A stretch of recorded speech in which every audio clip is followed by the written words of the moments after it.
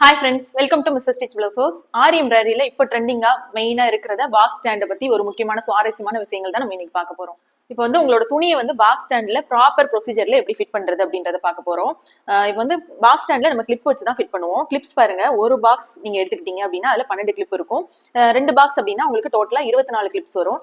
12 clip வச்சும் நீங்க வந்து துணியை வந்து பாக்ஸ் ஸ்டாண்ட்ல ஃபிட் பண்ணலாம். 24 கிளிப் வச்சும் ஃபிட் பண்ணலாம். 12 கிளிப் வச்சு ஃபிட் பண்ணும்போது எந்தெந்த இடத்துல நம்ம எப்படி யூஸ் பண்ணணும், 24 கிளிப் எந்த இடத்துல எப்படி யூஸ் பண்ணணும் அப்படின்றத நம்ம இன்னைக்கு பார்க்க போறோம். இந்த கிளாத்தை தான் வந்து நம்ம இப்போ பாக்ஸ் ஸ்டாண்ட்ல ஃபிட் பண்ண போறோம். இந்த கிளாத் வந்து பாத்தீங்கன்னா என்னோட ஸ்டூடெண்ட்ஸ்க்கு நான் வந்து ப்ராக்டிஸ்க்கு கொடுக்குற கிளாத். இது வந்து டைரக்ட் காட்டன் மெட்டீரியல் அப்படின்னு சொல்ல முடியாது. இது வந்து ஒரு மிக்ஸ்டு ஃபேப்ரிக். இது இதை தான் வந்து ப்ராக்டிஸ் பண்ற எல்லா ஸ்டூடெண்ட்ஸ்க்கும், ஸ்டார்டிங்ல பிகினரா இருக்கிற எல்லா ஸ்டூடெண்ட்ஸ்க்கும் நான் கொடுப்பேன். ஏன் அப்படின்னா இந்த கிளாத்ல நம்ம வந்து ப்ராக்டிஸ் பண்ணும்போது ஸ்டிச்சஸ் வந்து ஈஸியா வரும், பெர்ஃபெக்டாவும் வரும். இந்த கிளாத்ல வந்து நம்ம ஃபர்ஸ்ட் இந்த பாக்ஸ் ஸ்டாண்ட்ல ஃபிக்ஸ் பண்ணிக்கலாம். இப்போ இந்த கிளாத் எடுத்து ஓபன் பண்ணிட்டு நம்ம வந்து ஸ்டாண்ட்ல ஃபிட் பண்ணிடுவோம்.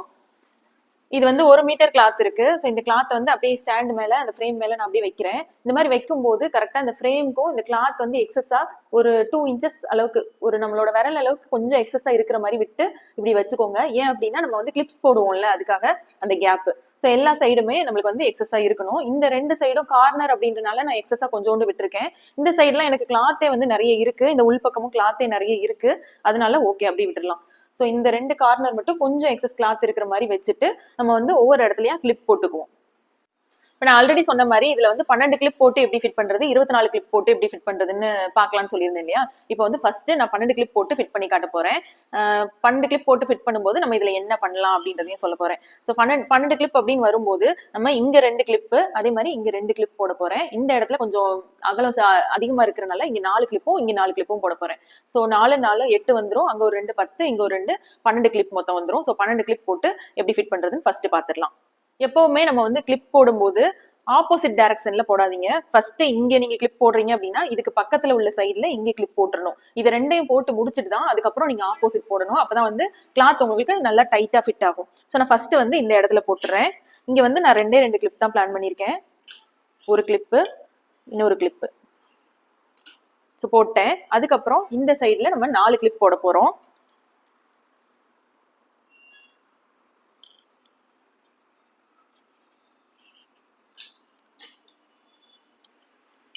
டைட் பண்ணி போடணும்னு இல்லை, கிளாத் எப்படி நீங்க வச்சிருக்கீங்களோ அந்த கிளாத் மேல அப்படியே வந்து கிளிப்பை மட்டும் மாட்டிக்கோங்க.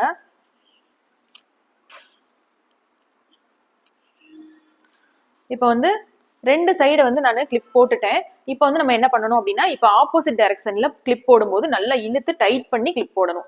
ஸோ எல்லா பக்கமும் நம்ம 4 சைடும் டைட் பண்ணி கிளிப் போட முடியாது இல்லையா. ஸோ 2 சைடு நம்ம ஈஸியா வர மாதிரி கிளிப் போட்டு முடிச்சிட்டோம். இன்னும் 2 சைடு வந்து டைட் பண்ணி கிளிப் போட போறோம்.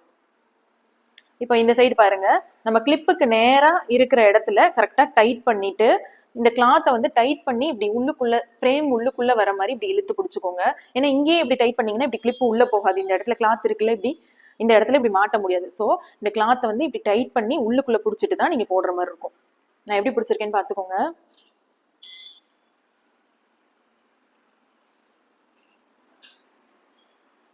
ஸோ இதே மாதிரி நீங்க இந்த கிளிப்புக்கு நேரா வர மாதிரி இந்த இடத்துல நல்லா டைட்டா இழுத்து பிடிச்சு அடுத்த கிளிப்பு போட்டுக்கோங்க.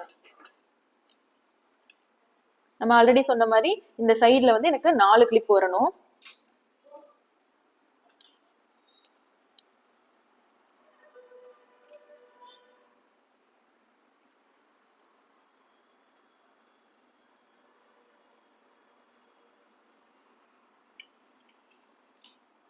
மூணு கிளிப் போட்டேன்.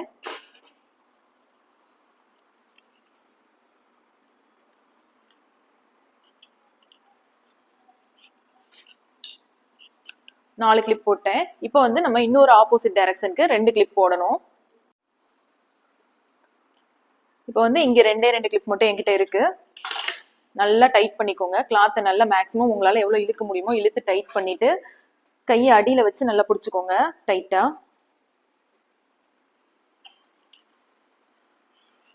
இங்க ஒரு கிளிப்பு, அதே மாதிரி இன்னொரு கிளிப்.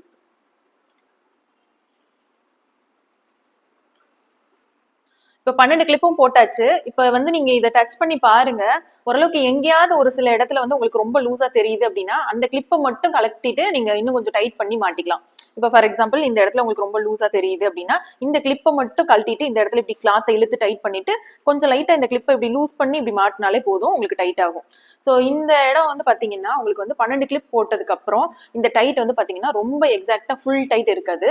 ஸோ இதுல நீங்க என்னெல்லாம் யூஸ் பண்ணலாம், என்ன ஆரி ஸ்டிச்சஸ் போடலாம் அப்படின்னு பாத்தீங்கன்னா, ஒரு ஃபுல் டிசைனா பண்ண போறீங்க, ஒரு ஹெவி டிசைன் பண்ண போறீங்க, ஒரு ஃபுல் நெக் பண்ண போறீங்க, இல்ல ஒரு ஃபுல் ஸ்லீவ் பண்ண போறீங்கன்னா இந்த மாதிரி 12 கிளிப்ல பண்ணாதீங்க.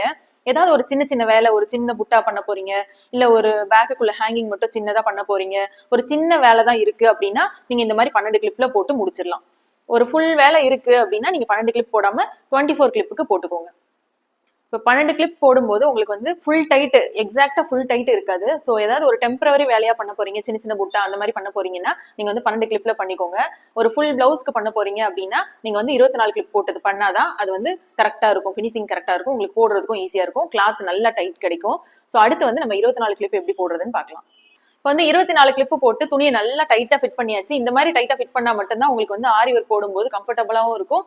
நீங்க ஆரி ஒர்க் போட்டீங்கல்ல அது வந்து நல்ல ஃபினிஷிங்காவும் இருக்கும். இல்லைன்னா எவ்வளவு எக்ஸ்பர்ட்டா இருந்தாலும் நீங்க வந்து லூசா துணியை வச்சுட்டு நீங்க ஆரி ஒர்க் போட்டீங்க அப்படின்னா அந்த ஃபினிஷிங்கே இருக்காது, ரொம்ப மோசமா இருக்கும். ஸோ இந்த மாதிரி ஃபினிஷிங் வந்து இப்போ க்ளோஸ்அப்ல பாருங்க எந்த அளவுக்கு டைட்டா இருக்குன்னு. பாருங்க எவ்வளவு டைட்டா இருக்குன்னு. நான் வந்து இந்த 2 சைட்லயும் 5 கிளிப் போட்டிருக்கேன், கீழேயும் மேலேயும் வந்து 7 கிளிப் போட்டிருக்கேன். ஸோ டோட்டலா 24 கிளிப் போட்டிருக்கேன். மேக்சிமம் வந்து நல்லா டைட்டா இருக்கு பாருங்க. இந்த பாருங்க இப்படி தட்டி பாருங்க, உங்களுக்கு வந்து துணி வந்து ரொம்ப உள்ள இறங்கக்கூடாது, நல்லா டப் டப்னு சத்தம் வரணும். ஸோ அந்த அளவுக்கு டைட்டா இருந்தா மட்டும்தான் நீங்க போடுற ஸ்டிச்சஸ் வந்து உங்களுக்கு கரெக்டா பெர்ஃபெக்டா இருக்கும், ஃபினிஷிங்கா இருக்கும். ஆரி எம்ப்ராய்டரி டிசைன் ட்ரேஸ் புக் என்கிட்ட அவைலபிளா இருக்கு. உங்களுக்கு வந்து இந்த மாதிரி நெக் மட்டும் டிசைன் மட்டும் அப்படின்னு இல்லாம இந்த டிசைன்ல என்னென்ன ஸ்டிச்சஸ் வரணும்னு எல்லாமே நான் மார்க் பண்ணி கொடுப்பேன். ஸோ உங்களுக்கு ரொம்ப யூஸ்ஃபுல்லா இருக்கும். இந்த ட்ரேஸ் புக் உங்களுக்கு வேணும்னா கீழே தெரியுற நம்பருக்கு வாட்ஸ்அப் பண்ணி உங்க ஆர்டர் பிளேஸ் பண்ணிக்கலாம்.